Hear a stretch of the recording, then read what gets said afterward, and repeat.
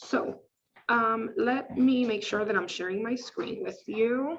And there's a few files that I'm going to go over. Whatever I'm displaying on my screen at any point in time, I will be sharing with you. This presentation, I'll share with you whatever handout, whatever lesson plan, whatever samples I show, you'll get in an email from me. Additionally, just to point this out, there is going to be in this presentation that I'm showing right now and on the email that I'm going to send you, there's going to be a link to a Google Drive folder. That Google Drive folder is going to look like this. You're going to see how you have different subfolders for month 1, month 2, month 3. So today we're dealing with month 1. All the materials that I said I'm going to email you are already here. So the presentation is here, the lesson plan templates are here, guides are here. And if you wanted to go ahead and get a little bit advanced with your month 2 or month 3 assignments, you go here and you have the materials there as well. Additionally, I said that I'm recording this session and I'm going to send it to you. I have previously recorded sessions already available here. If you see here this file at the end of the list, recorded OG sessions. Again, you wanted to advance with module 2, with month 2, you can go ahead and watch the video. It's similar to what we're going to go over today. So you can, if you have some time to kill, you can get ahead with your lesson plans and with your assignments, and you'll have those for every month. So this Google Drive folder that I'll share with you is going to be very useful. I recommend you bookmark it, save it, because it's going to have all your materials, all the videos, everything that you'll need for the certification process. So having that said, I'm going to start going through those files and back to my initial presentation. And here is the agenda of what I'm planning to cover with you today. We're going to review the requirements for certification. They're in Mrs. Later's class because I'm in a meeting. Oh, sorry, I'm in a meeting. All right. So sorry about that. Here's the agenda. We're going to review what the requirements are for this month. We're going to go step by step. I'm going to do a little demo of each step, give you some pointers as to, like I said, what you should include on your lesson plans, what you should include in your videos. Then we're going to talk about how you can enroll a student into the software in case you haven't enrolled them yet. As you probably know, each of you with your certification, with your training course, you get a teacher license for Max Scholar, and you get at least one student license. If your school or district purchased more, then you'll have more. I can check that with each of you individually later on. But at the very least, you'll each have one student to enroll. So in case you haven't enrolled that student yet, I'll walk you through the steps on how you can do that yourself, or you can always send us information, of course. And then I'll talk a little bit about the placement test. There's an online placement test and an offline placement test. You don't have to do both. You can choose which one you think will be best to do with your student. And then at the end, I'll leave a few minutes kind of open for questions and answers that we might have. So let's go ahead into it. And I muted all of you. Feel free to unmute yourself. It's a small group, so I don't mind that you unmute yourself and interrupt, or use the chat box if you have any questions. So the first thing that I want to talk about are the requirements for month 1. They appear here on this next slide, and I just took a screenshot of the file that you probably received before your training that looks like this. The first page is just instructions on how to label it, where to send it to, and then the next few pages tell you what the assignments are for each month. So we're going over this section right now. So there's 2 lesson plans that you need to submit. It's for the 2 first groups of letters and sounds and the Max Phonics program, or if you're thinking about the manual, on your phonics manual, and that's going to be the PFNTA, that's 1 lesson, and then the SRCKE is your 2nd lesson. If you see the instructions, it says you must submit the fully filled in lesson plan as well as the student's work. Student's work mean. There's parts where you do dictations. There's parts when you want them to write on index cards. Everything that you can take a picture of that the student did, you can submit as students' work. As we go through the lesson step by step, and I see that there's a question, as we go through the lesson step by step, I'm going to tell you this would be an example of what you can submit as students' work. Yes, Stephanie, you had a question. I had a question. Hi, I'm Kelly. We're teammates. Kelly and Stephanie. I emailed the person that had given us the initial certification. Mhm. My student placed at the letter blends lessons. Okay. And I had asked her, do I have to start with these lessons if she placed at the letter blends? And she told me no. Is that incorrect? No, that is correct. You should start them on the blends. Based on what you said, the student already took the placement test online and was assigned to the blends. So for that particular student, you should start on the blends. You should do the lesson plan for the blends, etc. For the certification process, you still have to submit these lesson plans. It doesn't mean that you actually have to work on it with the student, but the requirements, pretty much you'll see that each month is, we start with the alphabet, then it's the blends, then it's the digraphs, then it's the clover. We want to make sure that you're able to do every sample of a lesson plan for the entire scope and sequence. So in the practice, your student is on the blends. For your certification process, you still need to submit the alphabet lessons. Does that kind of answer the question? Okay, good. Got it. All right, so you have to submit 2 lesson plans along with the student's work, and then you have to submit 2 videos. These videos, many times teachers, get alarmed about the videos. Think about them as short clips. They can be 10, 30 seconds. At top, it's going to be 60 seconds at the most. And what we want to see is that you can deliver the lesson, the step of the lesson in this case, properly. We're not evaluating the student in these videos. We're evaluating you and your ability to deliver the lesson, use the materials that you have if relevant. So for month 1, and month 1 is the only occasion when this happens, it's going to be 2 clips for 2 specific steps within the lesson plan. For every other month, for month 2 and beyond, we want clips of the entire lesson. For month 1, it's just going to be a short video of you doing the sound blending drill. We'll get to that. And a short video of you doing or teaching the sight words. So let's go ahead and start reviewing the lesson plans. I know that you saw them on your, or you went over it in your initial training, but I want to make sure that we know what the steps are, what we should do, and what we include in the video. I see a question. Do we return the students' work once we take a picture and submit it to Dr. Levy? Yes. And actually, thank you for asking, because I wanted to clarify. Sometimes, or for example, for Kelly, you'll do the lesson plan, but you don't have a student to work on that lesson plan right now. So you can always kind of delay the students' work and the videos until you do have the chance to work with a student on it. And worst comes to worst, if you just don't have a student that you can work on it, you can just record yourself, make believe that you have a student in front of you.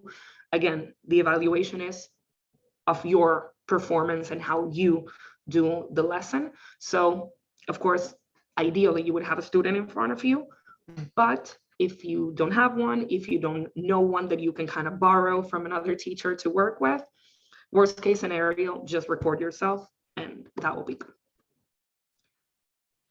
All right, so I'm gonna go to the next slide and we'll start going through the lesson plan. The lesson plan you also received on your initial training. It looks like this. It has 9 steps on the first page. Then you have a sample of what that lesson plan looks like when it's filled in. So this is kind of what your lesson plan should look like. And then at the end, you have the empty template that you can use to plan your lesson. All of these files, by the way, are in that Google Drive folder that I mentioned at the beginning that I'll share with you. So I just took screenshots of that file to include it here on this presentation.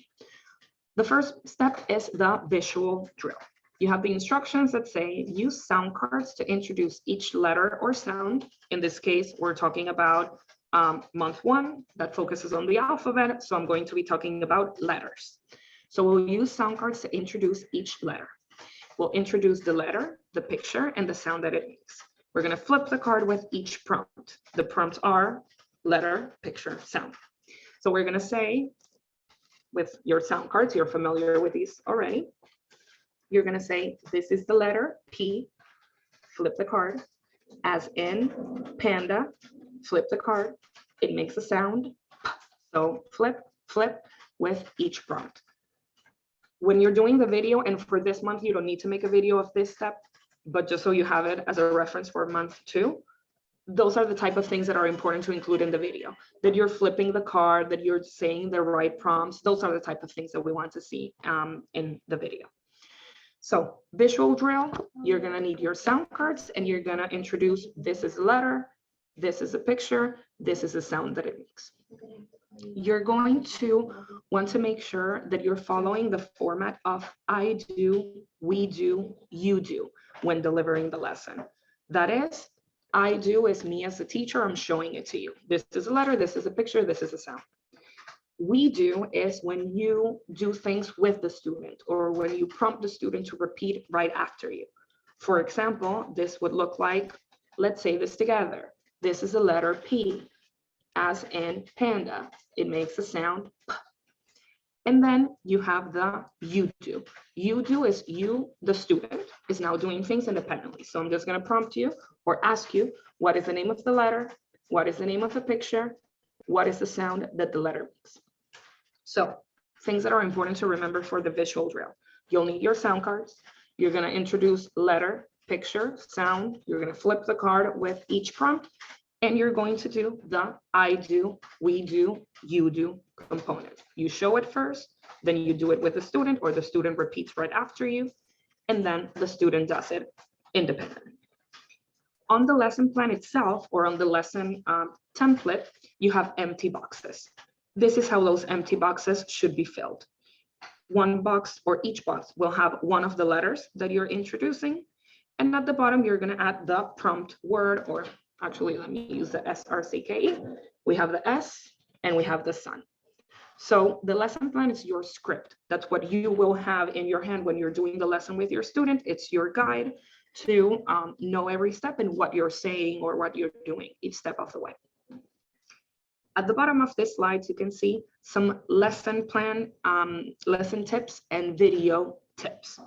Like I said, hold each card up, do the I do, we do, you do, and make corrections to pronunciation and repeat as necessary. Repeat meaning repeat the letter, picture, sound, introduction. So if we go to our template, let's say that I'm doing the PFNTA, I would do PFNTA. I would write here panda, fox, nurse, taxi, apple. That's how I fill step 1 of that lesson. Now let's talk about step 2. That is the tactile auditory sound drill. In short, is when we trace the letters. So we're going to show the students how to trace the letters. First, by making big motions with my finger in the air. So for the P, I would go down, up, and around. And then we're going to start narrowing it down in a way. We're going to work on the more finer motor drills. So first we use our finger in the air. We're going to do the I do, we do, you do, where I show it first. Then we do it with the student, and then they do it on their own. And then we're going to go to textured surface. You were probably asked to get for your initial training a plate with sand or with salt or something like that. I tend to recommend more a Ziploc bag with hair gel or a Ziploc bag with paint, easier to manage, less messy, and still has the tactile component. What you want is to have a textured surface. It can even be construction paper where the student can put their finger on the surface, trace the, let's say for the P, down, up, and around, and feel that texture and see that letter appear as they're tracing with their finger. So you can do a plate with sand, rice, paper. You can do a Ziploc bag with insert here. Anything pretty much works. Shaving cream, hair gel, paint. Worst comes to worst, you don't have any of those things available, do the desk, do the forearm. Anything that's tactile really helps the students internalize the information. So whatever they can trace on will be fine. And then you'll just have them holding a pencil, writing on paper or tracing on paper the letter P. So we start with big hand motions in the air, smaller hand motions, still big though, with my finger on a textured surface, and then pencil, paper, tracing the letter. On the lesson plan, your boxes, your empty boxes, will be filled in with the instructions that you're giving the students when you're tracing. So you're gonna say for the S in this case, what I'm showing on my screen, around, turn, and around. Then you do it with the student, around, turn, and around. And then you ask the student to do it themselves. The students does, the students do around, turn, and around. So that would be this part of your lesson. So you could do the letters here. And then you start wondering, I don't know how the Orton Gillingham says trace the P or the F or the N or the T or the A. So you have several resources that you can go to when you're not sure what you're supposed to enter on your lesson plan. You can always go to your teacher manual. If you just flip through the pages, these things will appear in order. So your first resource on the teacher manual will be the visual drill. After that will be the tactile drill. After that will be the sound dictation. I personally recommend, and I personally like more relying on the software, just because the materials are also there centralized and I can just download, print, or whatever. So let me show you that. Here, I'm logged into my account. You'll have probably seen this already. And you have your materials section. Right now we're dealing with phonics. By the way, months 1, 2, and 3 all deal with phonics. Different sounds within the phonics, but it's all phonics. Months 1, 2, and 3 will use the same lesson plan. So this same lesson plan template is the one that I'll use for the first 3 months. Now, the first file is that template that I'm going through, is that template that I'm writing on. Second file are some samples of lesson plans that teachers have shared with us and allowed us to share with others.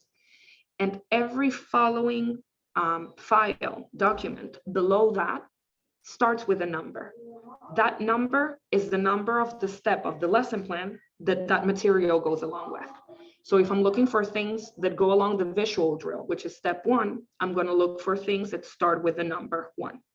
If in this case, I'm stuck in step 2, I don't know how to tell the students to trace a P, I need a resource for step 2. So I'll go down the list and I'll see number 2 is here. When I click on it, it downloads something to my computer and you'll see what it is. Here we have the instructions for all of the letters. So for every step of the lesson plan, there's something that you can use on the list of materials in your dashboard. So at this point, you can pretty much copy and paste it here. And I have it. I see a question in the chat box. Yes, you can, Andrew. I'm going to say it out loud just in case somebody else has the question.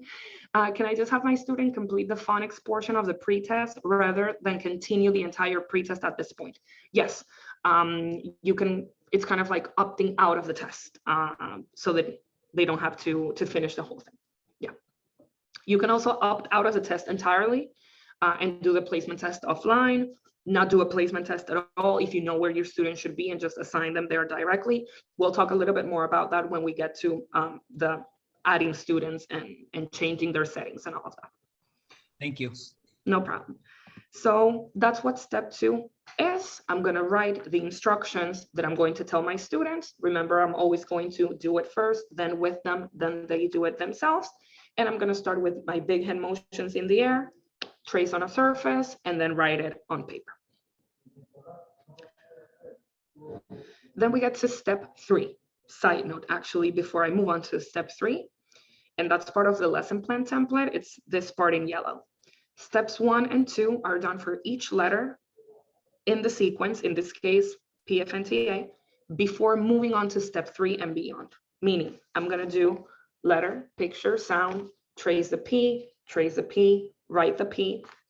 Then I'm gonna do letter, picture, sound, trace the F, letter, picture, sound, T, A, steps 1 and 2, and then I'll move on to step 3. That's also how the software is set up. You know how you have a mini lesson, then a quiz, then you move on to the next letter.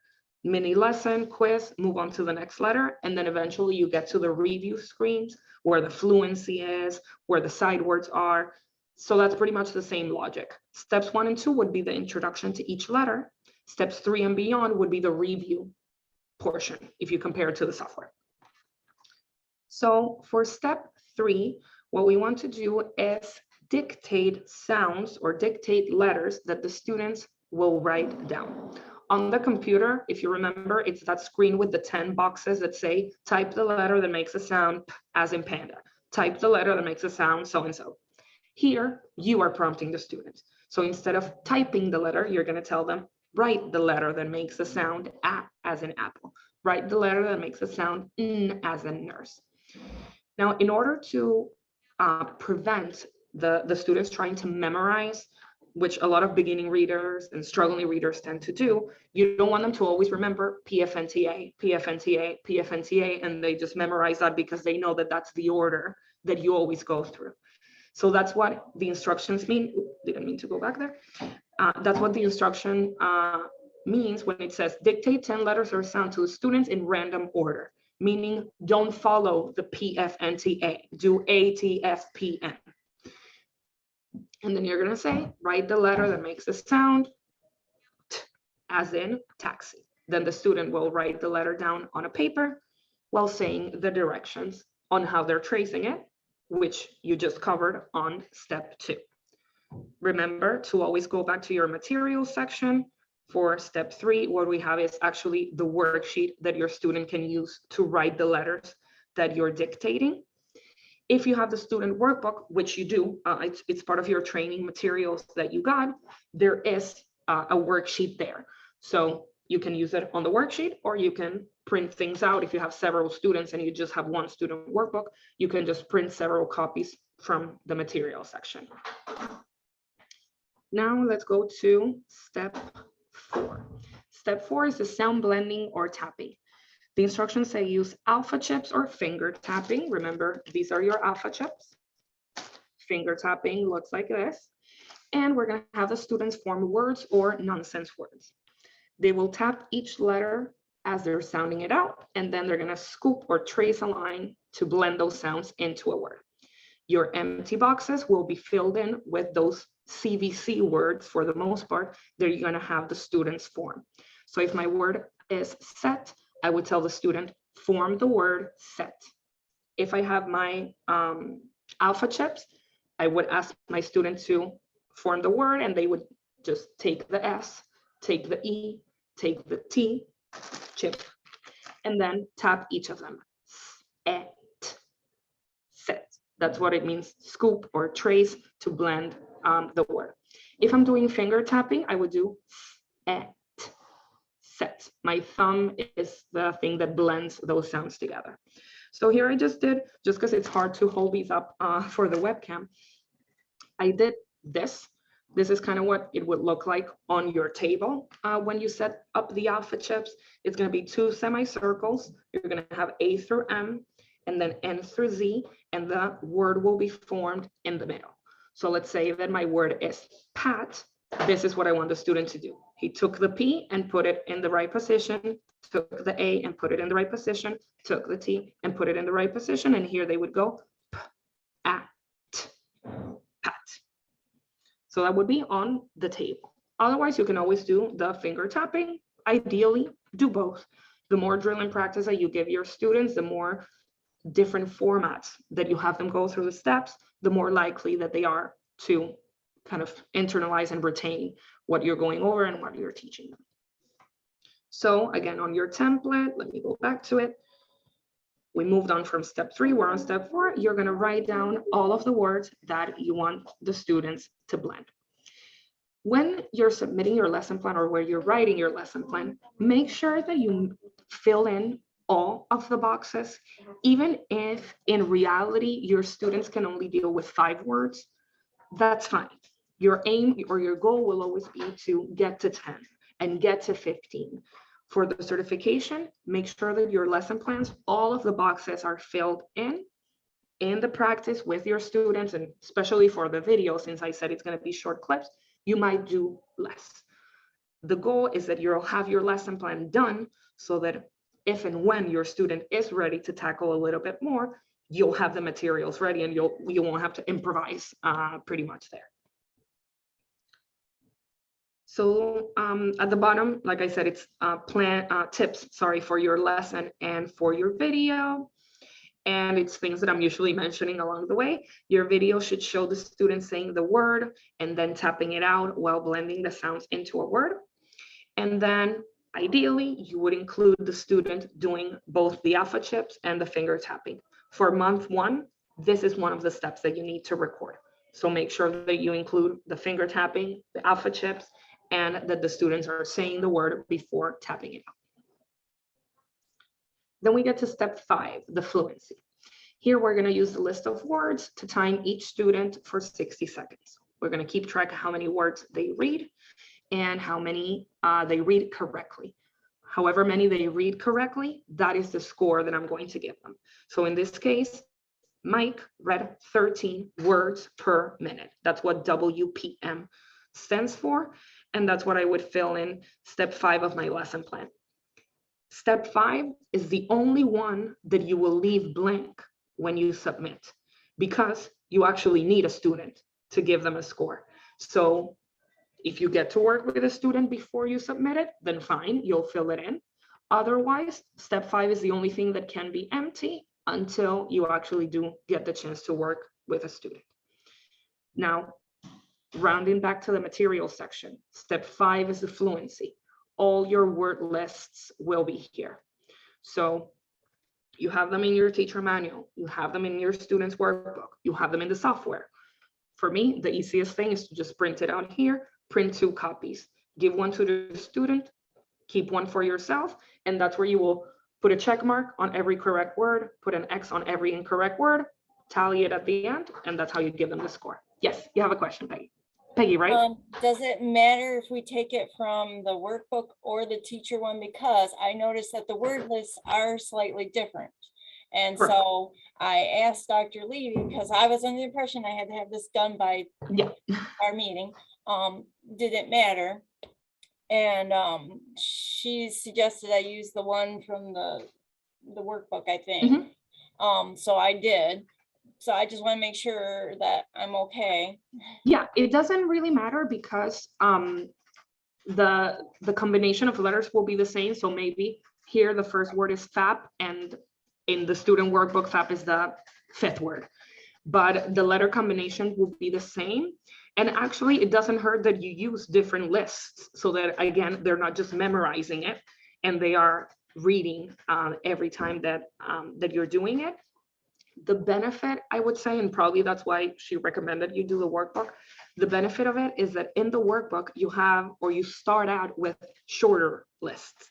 There's a list that has, I believe, 6 words, then 9, then 12, and then it gets to this bigger list.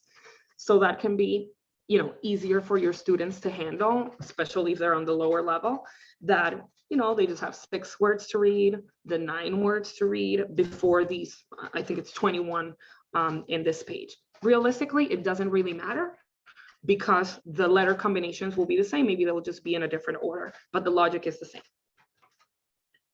So you're going to, like I said, time them for 60 seconds. The score that you're going to give them is how many words they read correctly. The recommendations at the bottom of the slide said you can do a practice run. I recommend that you do a practice run where you have the students read all the words without the stress of being timed the first time around. And this is one of the things that you can submit as students' work. The list itself and the chart where you can keep track of how many words they read, which is in your students' workbook. It is on your teacher manual. It is also here on the material section. You have charts here that can be submitted as students' work. The worksheet where they wrote the letters that you were dictating, take a picture. That's students' work. Everything that they do that you can document somehow, take a picture, that is students' work. Then we get to step 6, that is sight words. We introduce sight words in a few different ways. There's 3 different options. They're in explaining your teacher manual, and I'm gonna reviewing right now. So one of the options is just using an index card, a red Sharpie, writing the word, spell it out, and usually have the students make their own deck of cards. So meaning have them have their own Sharpie, their own red crayon, or another red marker where they can write the letters. So this would be the word and, A and D, and. These words, sight words, red words, are not sounded out. Some of them, if you try, yes, you can sound them out and they're gonna sound fine. This one you can sound out. This one you can sound out. So just make sure that you have that differentiation. Red words, I spell. Other words, I can tap and blend, and I can sound out and blend together. So that's one way, index cards with your red Sharpie crayon marker. Another way is you can do arm tapping, which is different than this tapping because here I'm sounding out and blending. Here I'm spelling. So if the word is the, I do T-H-E, the. If the word is was, I do W-A-S, was. Here, we're always going to do, not only here, we're always going to do the I do, we do, you do. You always want to demonstrate first. You always want the student to repeat right after you so you can give them feedback. You can still monitor and correct if you need to, and then they'll do it themselves.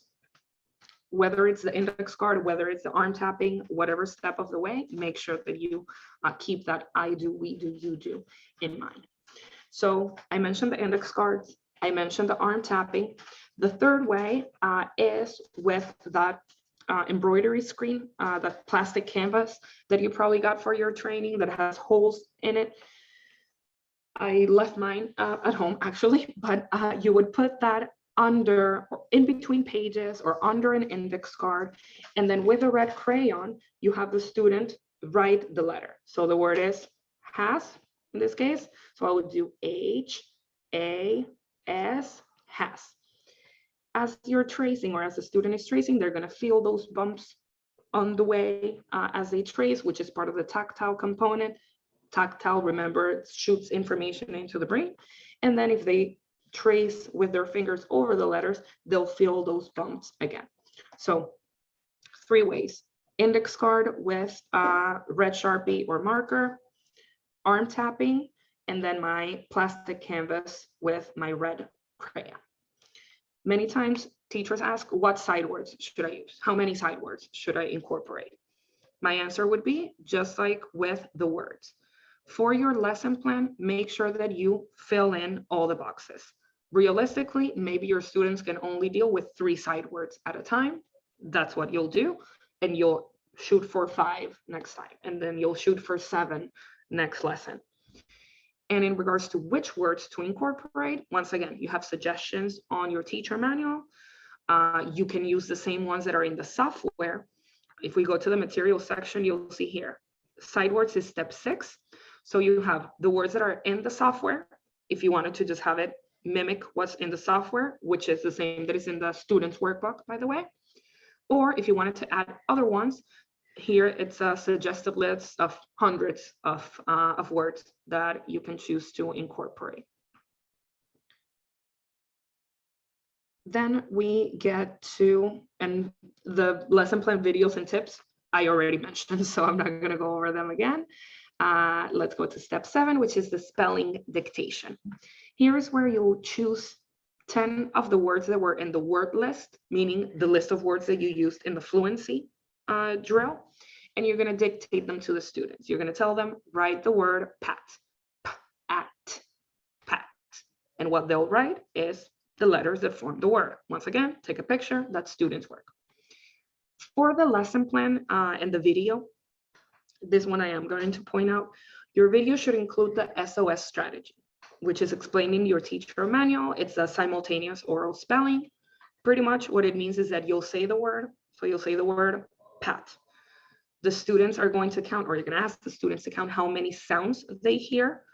For that, the easiest way to do that is the finger tapping. So pat, p, at, 3.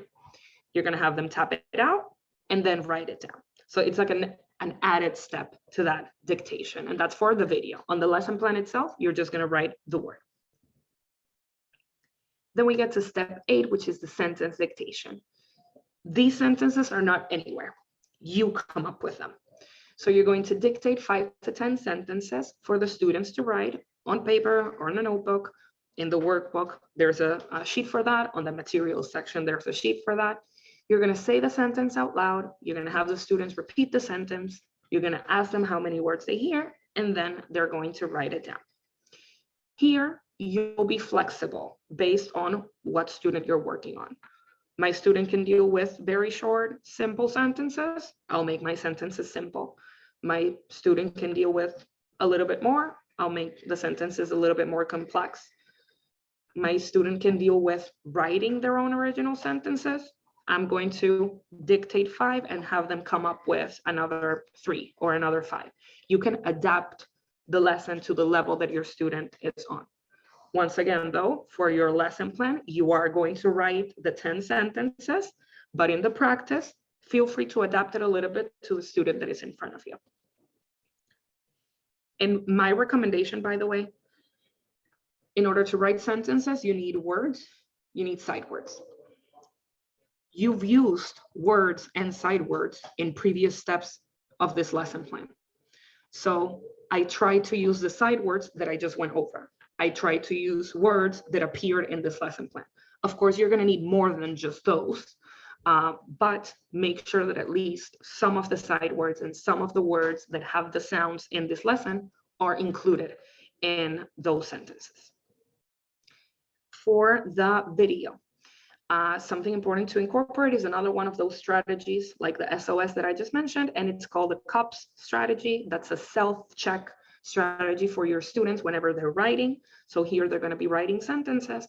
What we want them to check is for capitalization, organization, punctuation, and spelling. So the first sentence is, the rat is my pet. I want to make sure that I capitalize whatever I needed to, that I organize the words in the right order, that I use punctuation when needed, and then my spelling is correct. Then you can have the students rewrite the sentence, and that's what they'll submit to you. And then the last step of the lesson plan is the control reader. You can use the control readers from the software. Again, on the materials section, you'll have them. On the software, you'll have them. On the student's workbook, you'll have them. I personally like coming up with a new story using the sentences that I just used, the side words that were in this lesson, so that you can really provide drill and practice of the lesson that you have been following step by step. You can still use the ones that we have because it's the same sounds, probably some of the same side words. But if you've been adapting this lesson for your student, you might as well adapt the control readers as well. So in this screenshot is a short story that I came up with. And you want to make sure that the students are reading clearly. You can time them if you want. It's not a requirement for the lesson plan, but you could if you wanted, just to see how they improve.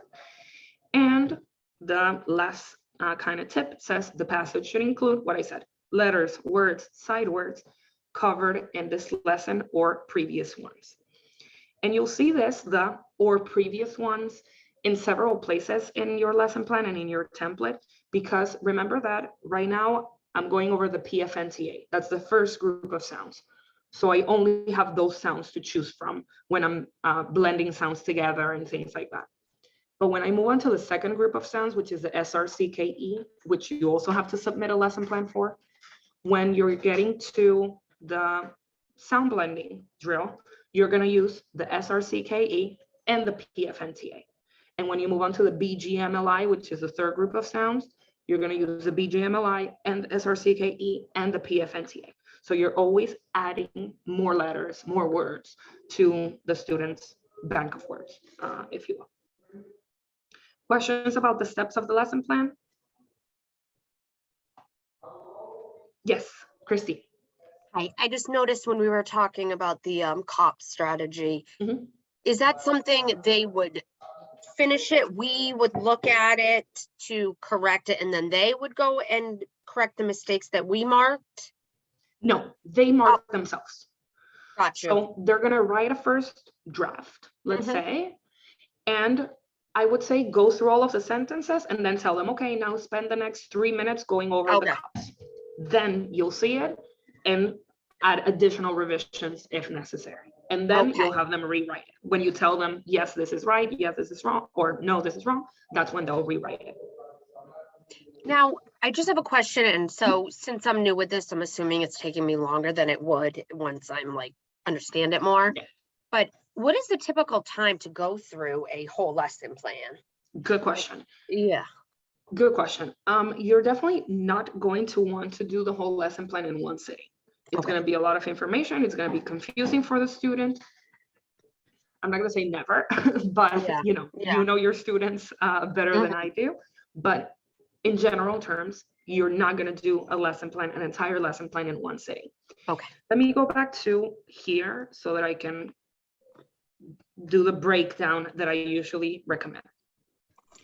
I usually recommend splitting these 9 steps of the lesson into three sessions, at least. So first session, I usually do steps 1 and 2, where I'm doing the introduction of each letter, each sound, the tracing. Sometimes I also include step 3 because I'm still going through individual sounds at that point. That's where you say, write the letter that makes a sound so-and-so. So either do steps 1 and 2 on the first session or steps 1, 2, and 3. Second session, I usually do the sound blending. Oh, didn't mean to do that. The sound blending, the fluency, and the sight words. That's where I'm tapping the words, trying to read the words fluently, and adding my read words to the mix. And then the last session, it's like the more advanced one. That's the hard one. That's when I'm dictating words, dictating sentences, and reading the control readers. That's usually how I split the lesson in 3 sessions. Remember that you're not only going to be doing the guided instruction, you have the worksheets, you have the student's workbook, you have the software. Yeah. So it might take you 2 weeks to cover an entire lesson because you're going to have them rotate in software, guided, offline worksheet, etc. So at least 3 sessions, usually a little bit more because you want them to do every version of it, workbook, software, and guided. That makes me feel much better. Yeah, I'm like, no, because there's no way I'm if you do it in ever going to be able one, to get through all this in like a half hour or 40 minutes. and you might get through it, but guaranteed the student is not going to retain anything. Exactly. So All right. yeah, definitely you thank want you. to pace it. And if you need to pace it even more, do so. Great. I'm just giving one you more a generalized notion. Mhm. So, and I was kind of confused. It was last time we received a follow-up email. And it stated, remember, you need to do a different lesson plan for each letter. And that, I think, unless I read it wrong. So I'm thinking, Yeah. do we need to do a lesson plan with P? And then we need to do a lesson F?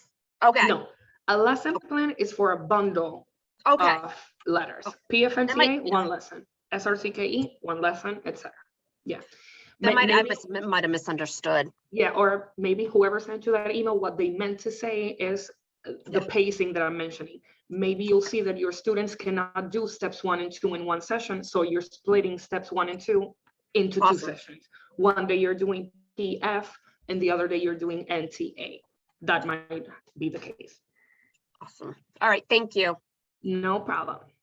All right, so the next slide talks about creating a Google Drive folder to share these files, your lesson plans, your videos, your students' work. Here, I've written step-by-step instructions. Remember, I mentioned that Google Drive folder that I'm going to share with you. The instructions are also here on month 1, step-by-step, how to do that. I'm already here on Google Drive. You'll just create a new folder. You'll name that folder, or you'll add your name, your school, and in that folder every month, just upload things you can shoot us a quick email like, hey, I added my month 2 things, or hey, I filled in my video that I didn't submit last month for month 1, just so that we can keep track of all your assignments.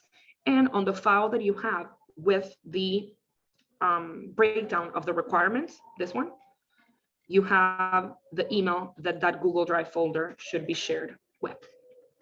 It's also included on this presentation that I'm going to send you right here, ogcertification@gmail.com. I know that some of you might have already sent it to Dr. Levy directly. That's fine. I see you, Peggy. That's fine.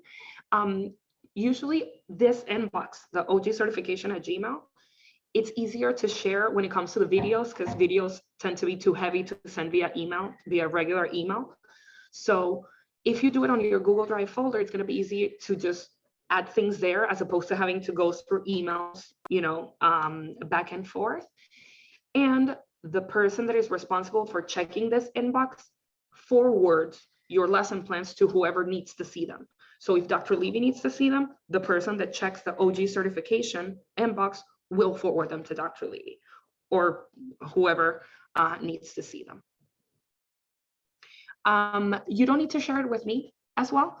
You just need to share it, make sure that you share it with that Gmail account. That's where we centralize all the assignments. And then from there, we share it with the trainer or with whoever is going to be providing you with the feedback. Yes, Peggy. So because I was in a rush to try to get this in by today, so things weren't completely filled out. I may not have had all the things that is suggested to have in the videos because I was trying to meet this deadline. Yes. And I've sent it to Dr. Levy, but should I go ahead and share what I do have to this Gmail that you put here? Yeah. Just to be safe. Yeah, send it. Okay. Just because, you know, So Dr. Levy gets a lot of emails. Show improvement from this going forward, because like I said, I was just trying to bust my hiney to get it done. Well, think about it as trial and error. Your month basically. 1 was your first draft. Now you have more gosh. information for month 2. All right. I'm one of those people that I get very anxious when I think something's due, and I like to get things done on time. And I know Andrew's smiling because he has to work with me and he knows what I'm like.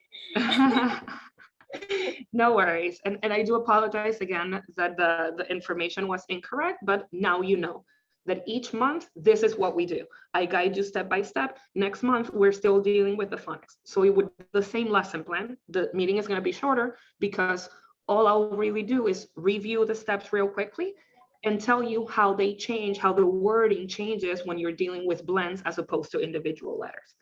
But that's why I say wait until that month, and then you'll have a month to do the actual assignments. You were told differently. I understand that, but sorry, go ahead. One more question.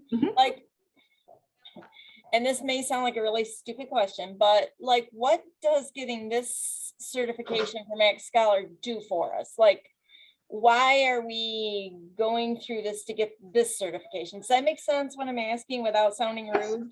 Yeah, it does. Don't worry. Everyone asks that, either by email or on the meetings. It's fine. So going through the certification process, what it assures you is that you understand the Orton-Gillingham strategy, that systematic approach to teaching phonics, and that you'll be ready with the tools to implement it with your students and with your classroom. We are in the process of getting accreditation from the IDA, the Dyslexia Association. So the certification will hold a lot more weight at that point, of course. For now, it's just, you know, that you are trained on the Orton-Gillingham approach. It's not the same as, you know, having a certification from the Orton-Gillingham Academy, where you have to go through 30 hours of training and, you know, it's an intensive, different type of course. This is just an introduction to the Orton-Gillingham strategies while using also the Max Scholar software. That's why you have the software built in as well. So it's kind of like a hybrid between the OG and the Max Scholar Pro. Does that kind of answer the question? All right, awesome. So can I ask one quick question? Um, the online software, or mhm. getting to that? Yes. You can go ahead. In terms of where, now that the student has done the placement test and we know where they land, where does the online piece become embedded into the lesson planning itself, and when to utilize it best? So usually it all depends if you're just using it with one student or with a group. So take that into consideration when hearing my answer. But usually most teachers, they implement it in a rotation type of model where you have some students in the software, some students working with you, and then you rotate. So let's say that we're doing that first session where I said you're going to go through steps 1 and 2. You can have one table of students working with you with your cards, letter picture sound, et cetera, while other students are doing those same things in the software. So you tell them, okay, go through the PFNTA, but don't get any further than that. And then you rotate them. The ones that were with you now go to the software. The ones that were in the software now go to the guided section. That's how I usually recommend that you do it. If that's too hard to schedule or plan for, then do one first and the other one second. I recommend doing the guided first, just because you can show them the pronunciation. You can correct them on their pronunciation. The computer is not going to do that. So I would recommend doing the guided first and then doing the software as like a final test or like a final review after you've gone through all of the steps with them. And Andrew, I don't believe so, but let me get back to you for sure on the continuing education credits. All right, so I just have a few more minutes that I'm going to steal from your time. And that the next thing that I wanted to go over is how to enroll students into the software. I see that Stephanie and Kelly already have probably their students enrolled, but from your teacher dashboard, remember your dashboard looks like this. This is where you access your materials. You have different options here. And on the presentation, I just took screenshots of what you need to click on. You click on settings for students, you can create an account, you can see all the accounts that you have. You're gonna get a form to fill out. You put a username, a password, the grade, etc. And you can edit all sorts of settings, whether you want them to take the placement test, whether you don't. Andrew, you asked if you can, finish the test now. This would be where you do it on the student settings. And notice here, there's a link right here that has step-by-step instructions on how to enroll a student, how to change settings on a student's account once they've already started.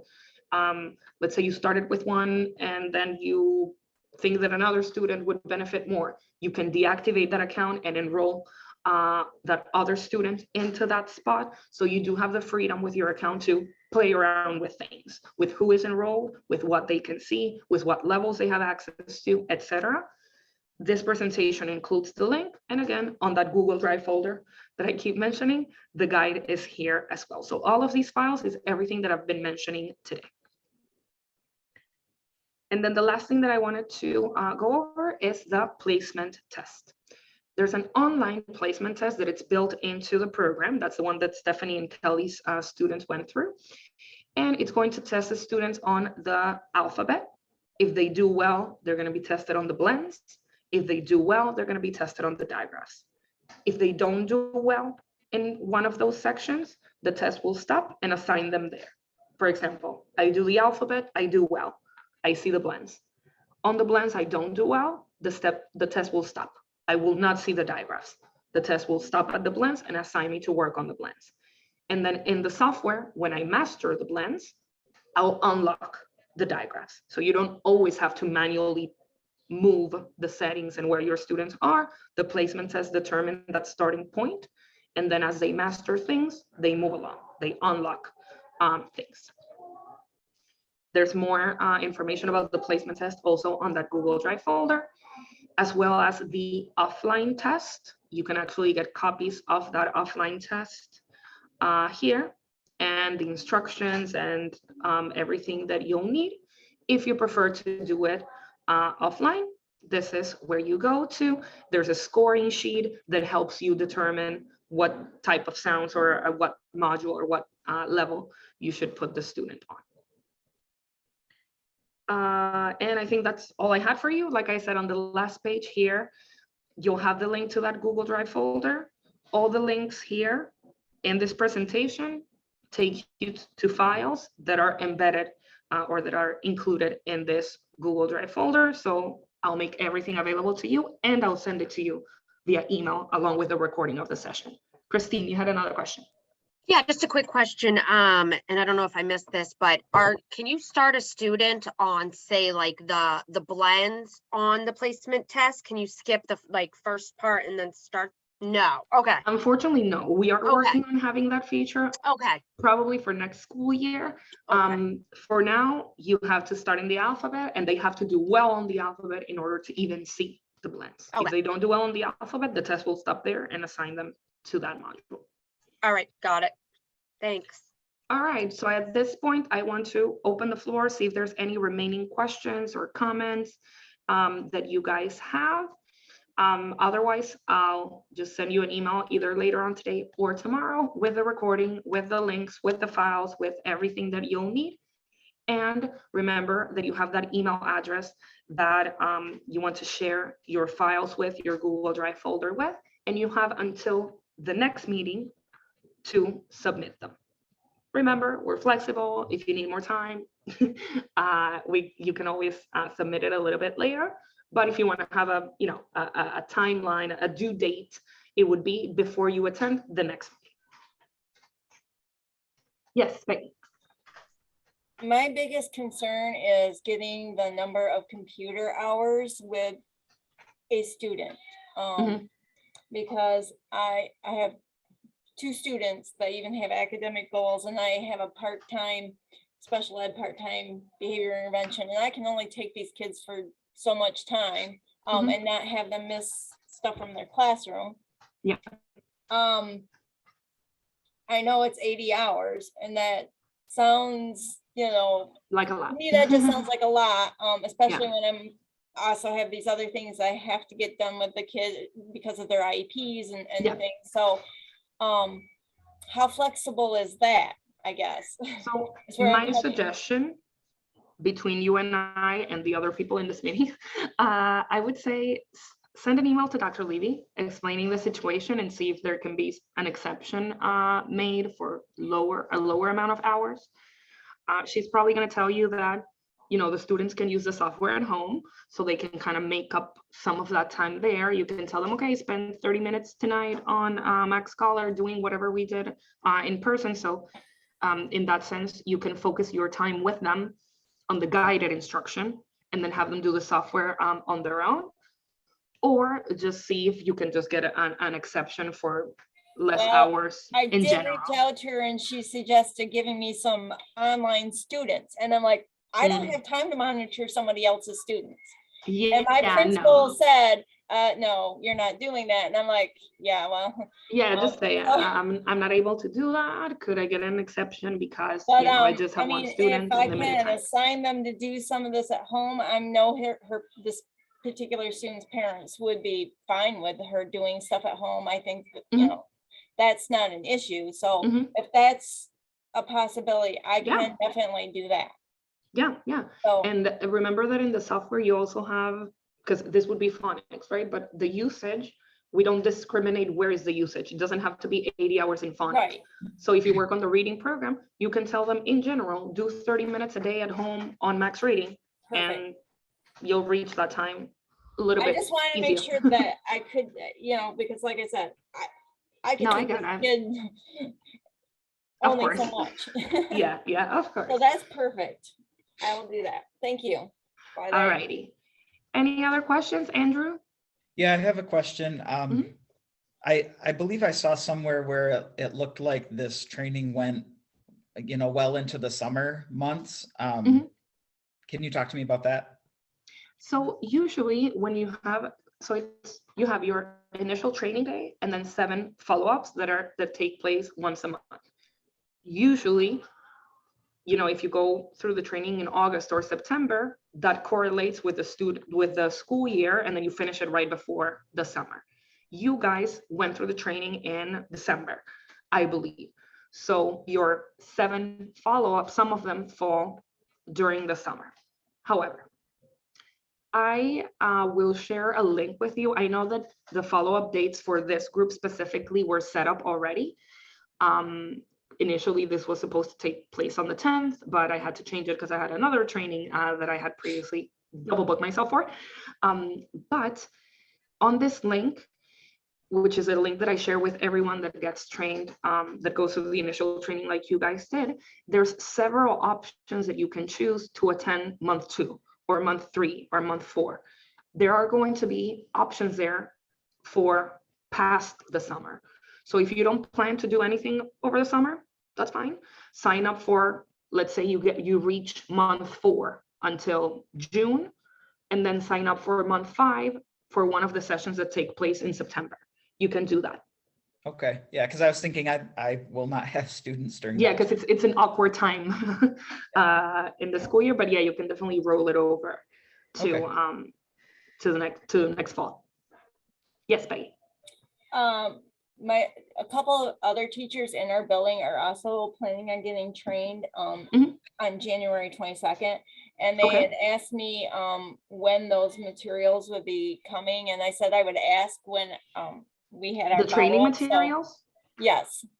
I'm going to check and let you know, just because I'm not the one that ordered them. Okay. I can pull up the information, but it's going to take me a few minutes, so I'll That's just shoot okay. you an email when I know. Yeah, because Andrew and that I they're didn't already- have our materials for the first training, and that Oh, was they didn't arrive in really time. hard to, and so I think our other 2 are a little concerned that they might not get theirs, and Peggy, so- Melissa I mean, we checked should the be fine. tracking yesterday. Melissa checked the tracking Oh, yesterday and okay. that they'll have them a couple days before their training. Oh, well, Good. okay, that Good. information I missed, so sorry about that. All right, Thank you, good. Andrew. Yep. Stephanie, Kelly, anything on your end? No, that gentleman asked the question that we were thinking Okay. about too, so I'm glad. All right, good. So yeah, I'll make sure, I'll make a note here to send you the link so you can kind of book, if you want different dates than the ones that you already have scheduled that you went over on the first training. I have those in my calendar, and those are going to be options on the link that I send you as well. But if you wanted to change it, if you see that another date or time is better for you, feel free to use that and attend those instead. I did have a quick question. Mhm. Once we submit things, if there are things that we're doing wrong or need to fix, is that a separate meeting like via Zoom, or is it an email? Like, how does that work? It's usually an email with feedback of what you should do differently, or if you need to correct something, it's usually going to be via email. Okay. And when we email that OG Mhm. at Gmail email, like you said, does that stuff go to you? Because you're gonna be doing our follow-ups. So essentially you're gonna be notified when we upload things into the Google Drive? Yes. Yeah. Okay. Yeah. The feedback might come from me or from Dr. Levy, but I'm definitely going to be aware that you submitted things. So I'll know where you stand. Great. All right, Peggy, Andrew, anything else from you guys? Oh, we're good. No? Thank you very much. I feel We're better. good. All right. today. Good. Okay. So thank you guys. Have a good rest of the day. You'll hear from me. Well, you'll see an email from me either today or tomorrow, and then we'll take it from there, and I'll see you next time. Thank you. All right. Bye-bye.